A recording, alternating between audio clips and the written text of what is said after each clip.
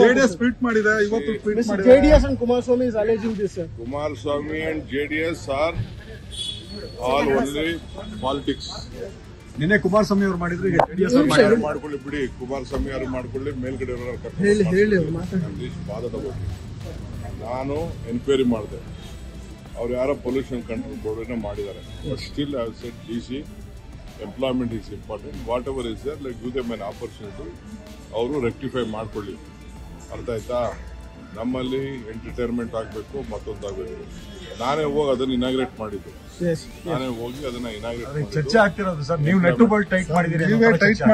ನನ್ನ ಬಗ್ಗೆ ಮಾತಾಡ್ಲಿಲ್ಲ ಅಂದ್ರೆ ಅವ್ರಿಗೆ ನೆಮ್ಮದಿನೇ ಬರಲ್ಲ ರೀ, ಅವ್ರಿಗೆ ಶಕ್ತಿನೇ ಬರಲ್ಲ. ಪಾಪ ನನ್ನ ಸುದ್ದಿ ಮಾತಾಡ್ಲಿಲ್ಲ ಅಂತಂದ್ರೆ ಅವ್ರಿಗೆ ನಿದ್ರೆನೂ ಬರಲ್ಲ, ಶಕ್ತಿನೂ ಬರಲ್ಲ, ಯಾವುದಕ್ಕೂ ಶಕ್ತಿ ಬರಲ್ಲ.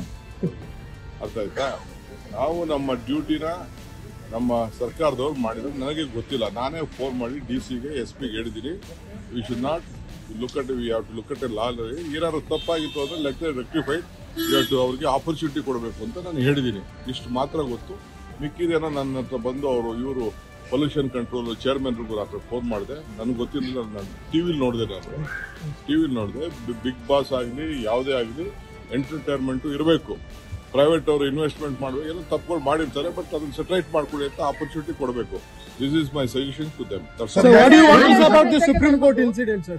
Supreme Court incident ಬಹಳ ತಪ್ಪದು. ಯಾರೇ ಆಗಲಿ ನ್ಯಾಯ ಕೊಡ್ತಾರಂತ ಜಾಗ. ಇವರ ಇದನ್ನ ಅಧರ್ಮ ತೋರಿಸೋದು, ಅವರ ಈ ತರ ಮಾಡೋದು ಖಂಡಿಸಬೇಕು, ಆಕ್ಷನ್ ತಗೋಬೇಕು. ಸುಪ್ರೀಂ ಕೋರ್ಟ್ ಜಡ್ಜು ಏನು ಆಕ್ಷನ್ ತಗೋಬೇಡಿ ಅಂತ ಹೇಳೋದು ಕೂಡ ಅದು ತಪ್ಪದು. ಸೋಮೋಟ ಆಕ್ಷನ್ ತಗೋಬೇಕು. ಕಾನೂನು ಪ್ರಕಾರ ಏನ್ ಮಾಡಬೇಕು ಅದಕ್ಕೆ ಮಾಡಬೇಕು. Tunnel road I speak separately in the best interest of Bangalore. ನಾವು ಯಾವ ಲಾಲ್ಬಾಗ್ನು ಡ್ಯಾಮೇಜ್ ಮಾಡಕ್ ಹೋಗಲ್ಲ. ನಮಗೂ ಗೊತ್ತಿದೆ ಲಾಲ್ಬಾಗ್ ಎಷ್ಟು ಪವಿತ್ರವಾದ್ದು, ಹಿಸ್ಟಾರಿಕ್ ಇದೆ, ಎಲ್ಲಿ ಜಾಗ ಇದೆ ಅನ್ನೋದು ಇದೆ. ನಾನೇ ಸ್ಪಾಟ್ ಇನ್ಸ್ಪೆಕ್ಷನ್ ಮಾಡ್ತೀನಿ. ಯಾರು ಆತಂಕ ಬೇಡ. Next Saturday Sunday I am visiting Lalbagh with all my officials.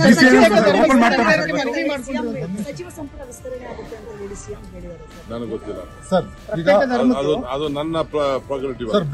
If you like this video, ಬೇಗ ಲೈಕ್ ಮಾಡಿ, ಕಾಮೆಂಟ್ ಮಾಡಿ, ಶೇರ್ ಮಾಡಿ ಹಾಗೂ ಯೋಯೋ ಟಿವಿ ಕನ್ನಡವನ್ನು ಸಬ್ಸ್ಕ್ರೈಬ್ ಮಾಡಿ.